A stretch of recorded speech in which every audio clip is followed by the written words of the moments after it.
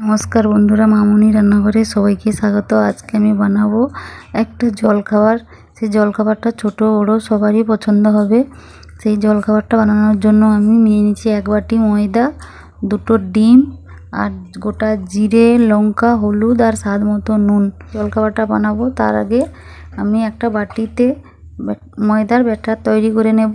একটা বাটি নিয়ে নেব। প্রথমে 1 বাটি ময়দা ঢেলে নেব গামলির মধ্যে। এটাকে আমি আর 1 বাটি নিয়ে নেব। যেহেতু 2টো ডিম দিচ্ছি, এক বাটিতে একটা ডিম দিলে হয়ে যাবে। আর একটা বাটি নিয়ে নেব। 1 বাটি ময়দা নিয়ে নিয়েছি। এবার দিয়ে দেবো আমি স্বাদ মতো দেব লঙ্কা, হলুদ আর দেব গোটা জিরে। আর 2টো ডিমকে আমি এর মধ্যে ফাটিয়ে দিয়ে দেবো।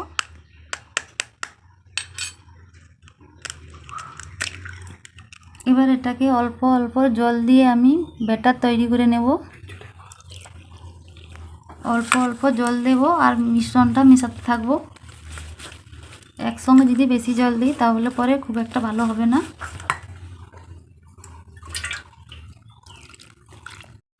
বাটারটা রেডি হয়ে গেছে। এবার এর মধ্যে আমি দিয়ে দেব ধনেপাতা কুচি, দিয়ে আরেকবার মাখিয়ে নেব। মিশানো হয়ে গেছে। এবার দেখাই ঘনত্বটা কেমন হয়েছে।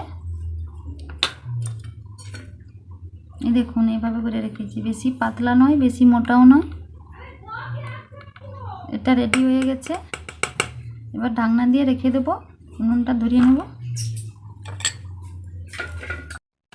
উনুনে চাটু বসিয়ে দিয়েছি আর খুন্তির মধ্যে একটুখানি তেল নিয়ে নিয়েছি। তেলটাকে আমি চাটুর মধ্যে মাখানো হয়ে গেছে। এবার একটা কাপের মধ্যে আমি নিয়ে নিয়েছি ব্যাটার, ময়দার ব্যাটারটা নিয়ে নিয়েছি। ডিমের ব্যাটারটা এই কাপটার মধ্যে নিলে তাহলে পরে মাপটা একই রকম হবে, দেখতে ভালো লাগবে। ওতে তেল মাখিয়ে দিয়েছি। এবার ব্যাটারটা ঢেলে নেব, দিয়ে হালকা হালকা করে চাটুটাকে ঘুরিয়ে নেব।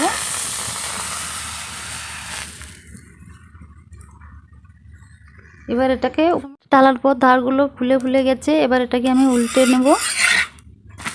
উল্টে নিয়ে নিচের দিকটা কিছু সময় সেঁকে নেব। পাশটা উল্টে দেখব কতটা কীরকম হয়েছে।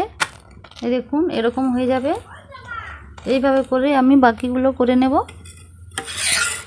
আমার সবগুলো বানানো হয়ে গেছে। দেখুন কত সুন্দর লাগছে দেখতে। এবার এটাকে আমি নামিয়ে নেব। দেখুন দারুণ লাগছে দেখতে। নাস্তাটা রেডি হয়ে গেছে। দেখতে কত সুন্দর লাগছে।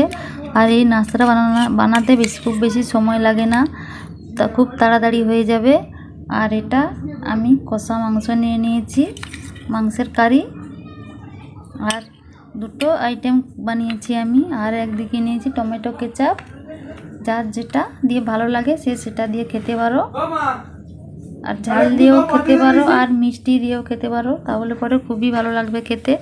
আর টেস্টে অসাধারণ, টেস্ট হবে অসাধারণ। আর বন্ধুরা, আমার এই নাস্তার রেসিপিটা কেমন লাগলো কমেন্ট করে জানিও। আর লাইক সাবস্ক্রাইব করে আমার পাশে থেকো।